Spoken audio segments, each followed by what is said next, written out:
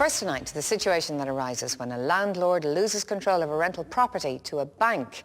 It's a problem that's been highlighted for many years, but it still seems that all too often it's the tenant who bears the brunt.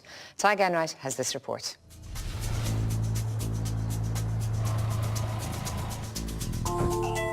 Imagine coming home to the place you've rented for 6 years to find the locks changed and a notice on the door telling you to contact a solicitor. This is unbelievable. I can't believe this. What's this all about? I don't know. You've been paying your rent, but you've been caught in the crossfire between your landlord and his bank, which is repossessing the property. We can't tell you the identity of the people involved, but this is a story based on real events. It was a fortnight before the authorities intervened and this family was allowed back into their home. 2 years ago, we looked at a problem we thought would have to be remedied quickly. That problem was that landlords were failing to pay mortgages on investment properties. Receivers for the banks were taking control of the troubled properties, and this was causing problems for the tenants who were renting them.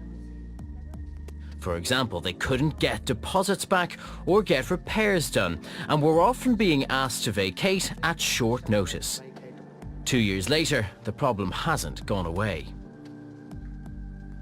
Dermot McGee is renting an apartment in South Dublin, but now his landlord's property is subject to repossession proceedings. About 3 weeks ago, I got a letter in the door addressed to the occupier, letting me know that the bank was looking to take repossession of the apartment. Bit of a shock. I like living up there. Didn't have any plans to leave, so wasn't entirely sure what to do. Do you think this could have been handled better? I've paid the rent every month, I've kept the apartment in good condition, I've kept up my side of the bargain, I've done nothing wrong. So at this point it feels, considering I've done everything right, is frustrating. So now you just don't know what's going to happen with your home. I guess I'm a little bit worried that if things go badly between the bank and the landlord, that I'm going to be kicked out of my ear without any notice at all. I've no relationship with the bank, so I'm sure they've no interest in keeping me happy.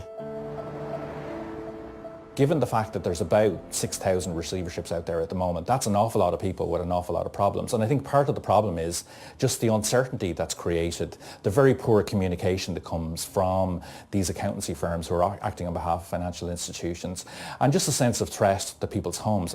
The tenant is treated as if they were the one who was in mortgage arrears, when actually they're the only one generating income for the bank in this situation.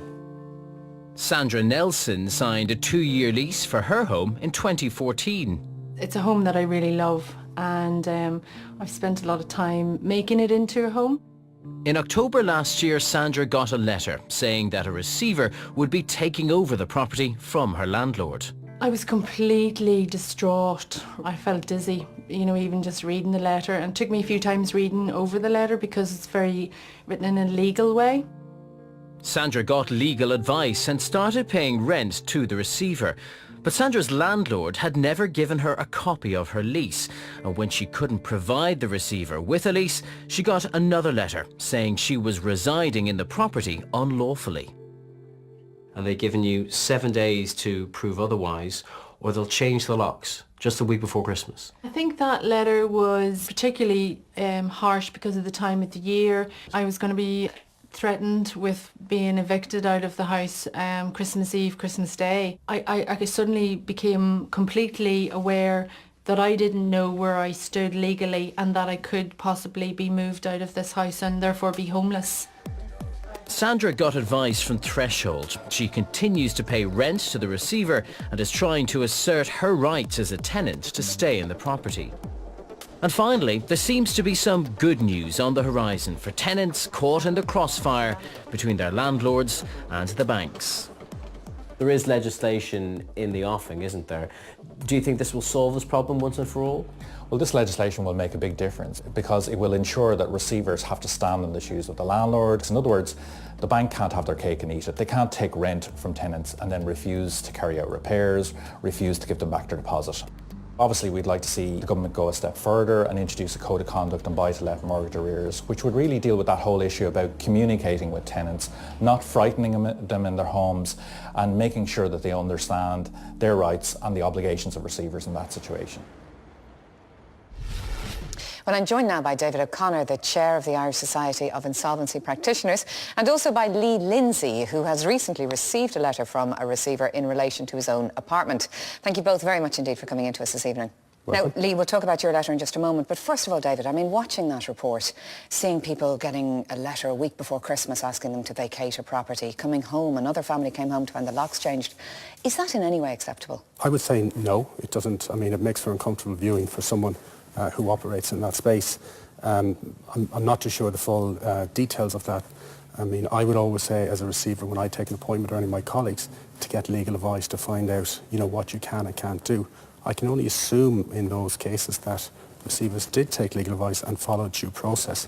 The one thing that's missing in that, and I would also is the communication between the receiver and the tenant. And but I mean, there was communication in these places. Well, it was a letter saying, get out of the property. Yeah. Or a note saying, we've changed the locks. Yeah, and no, that's a fair comment.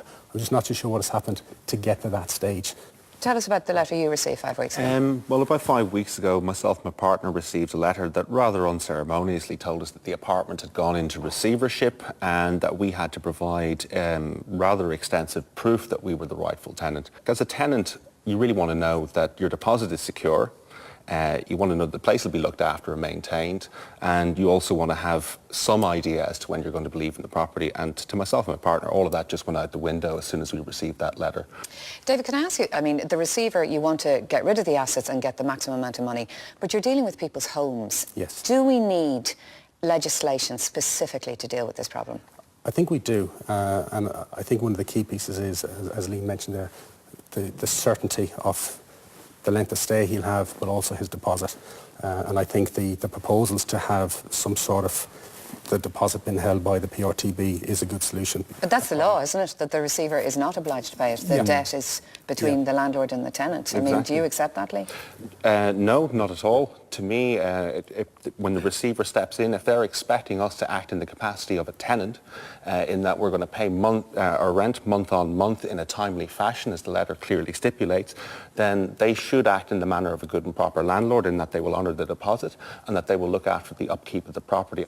What we are hearing is certainly Threshold are saying there are significant problems here. We've seen instances where people have been asked to leave their homes weeks before Christmas, just a week before Christmas. Is the forthcoming code of conduct and change in legislation, is that going to be enough to prevent that happening? I think if there is agreed practices, I mean, the deposit is one thing, I think that's useful. If there is an agreed practice that if a receiver is appointed, that a tenant must be given a reasonable amount of time to vacate, and whether that's a month, whether it's 6 months, I think something needs to be agreed. Would you as a receiver call for that? I wouldn't have an issue with that, and we affect that ourselves in our receiverships. I'm not speaking across the board there, but we would look for, I don't want to set the line of least resistance, but just something that works for everyone, because my job is to try and sell the property. So what makes it easier for me to sell the property is maybe coming to a compromise position with the tenant. Lee, David, thank you both very much. Thanks, Keelan. Still to come on The Consumer Show, the truth about detox diets and reducing the cost of running your car.